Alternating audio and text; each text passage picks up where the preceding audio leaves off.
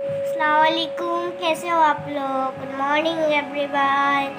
Princess Zara moms के channel में आप लोग का स्वागत है। मेरे नानू अभी फुल्को लोची बना रहे हैं, बहुत टेस्ट होगा खाने में। नानू, तो खाने में कैसा होगा? टेस्ट होगा ना? आपको